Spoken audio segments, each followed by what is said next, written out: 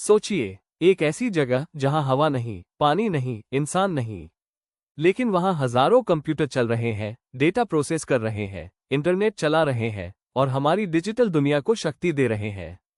जी हाँ, ये कोई साई-फाई फिल्म नहीं, बल्कि आने वाला हकीकत है। क्योंकि अब इंसान पृथ्वी पर नहीं, बल्कि अंतरिक्ष में डेटा सेंटर बनाने की तैयारी में है।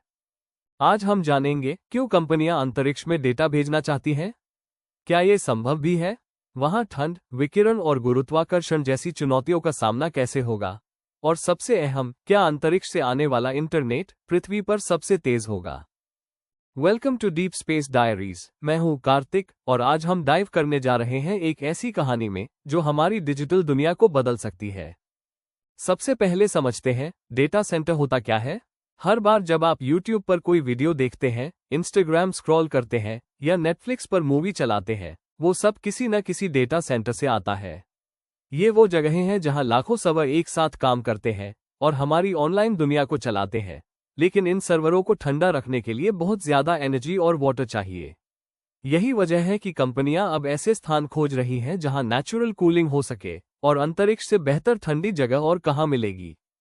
2016 में माइक्रोसॉफ्ट ने एक प्रयोग किया, प्रोजेक्ट नेटिक, जिसमें उन्होंने समुद्र के नीचे डेटा सेंटर रखा ताकि नेचुरल कूलिंग का इस्तेमाल हो सके। रिजल्ट क्या आया? डेटा सेंटर ने बहुत कुशलता से काम किया, बिना किसी इंसान के हस्तक्षेप के। यहीं से नई सोच जन्मी, अगर समुद्र के नीचे काम कर सकता है तो अंतरिक्ष में क्यों नहीं। 2023 में फ्रांस की एक कंपनी थेल्स अलीनियर स्पेस और अमेरिका की ईवम स्पेस जैसी कंपनियों ने स्पेस बेस्ड डेटा सेंटर्स के कॉन्सेप्ट पर रिसर्च शुरू कर दी। नासा, अमेज़न वेब सर्विसेज और माइक्रोसॉफ्ट अजूर जैसी कंपनियां भी अब इसमें निवेश कर रही हैं। आज दुनिया का 1% एनर्जी डेटा सेंटरों पर खर्च होता है। 2040 तक ये 10% तक पहुंच सकता है। साथ ही हर सर्वर से हीट निकलती है जो ग्लोबल वार्मिंग बढ़ाती है।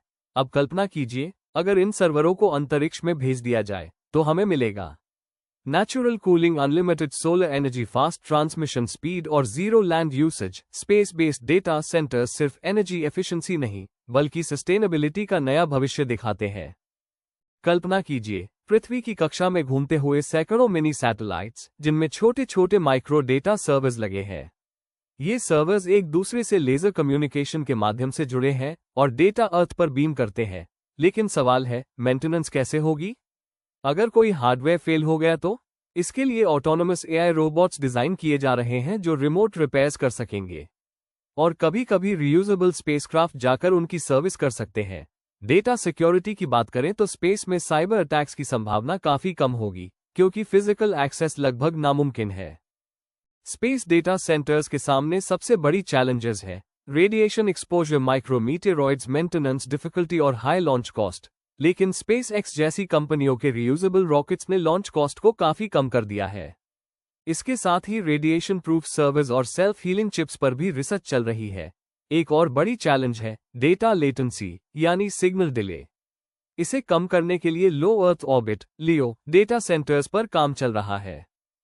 स्पेस डेटा सेंटर्स का मतलब है super fast internet speed. Starlink जैसी कंपनियां पहले से सैटेलाइट इंटरनेट दे रही हैं, लेकिन अगर डेटा प्रोसेसिंग भी स्पेस में हो गई तो लेटेंसी काफी घट जाएगी। ये सिस्टम डिजास्टर प्रूफ भी होगा, क्योंकि अगर अर्थ पर नेचुरल डिजास्टर भी हो जाए तो डेटा स्पेस में सेफ रहेगा।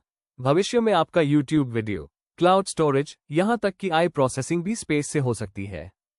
एक्सपर्ट्स का मानना है कि 2030 तक पहला operational space data centre launch हो सकता है। शुरुआत में ये गवर्नमेंट और डिफेंस डेटा के लिए होगा, लेकिन धीरे धीरे कमर्शियल कंपनीज भी शामिल हो जाएंगी। स्पेस डेटा सेंटर्स के साथ हम डिजिटल रेवोल्यूशन के एक नए युग में प्रवेश कर रहे हैं। तो दोस्तों, आपको क्या लगता है, क्या भविष्य में हमारे डेटा का घर अंतरिक्ष में होगा? क्या स्पेस डेटा सेंटर्स हमारी अर्थ की एनर्जी प्रॉब्लम का सल्यूशन है? कमेंट में जरूर बताइए अपनी राय, और अगर आपको ऐसी स्पेस बेस्ड क्यूरियोसिटी वीडियोस पसंद है तो वीडियो को लाइक करें, चैनल डीप स्पेस डायरीज को सब्सक्राइब करें और बेल आइकॉन दबाएं ताकि अगला एपिसोड आपसे मिस ना हो।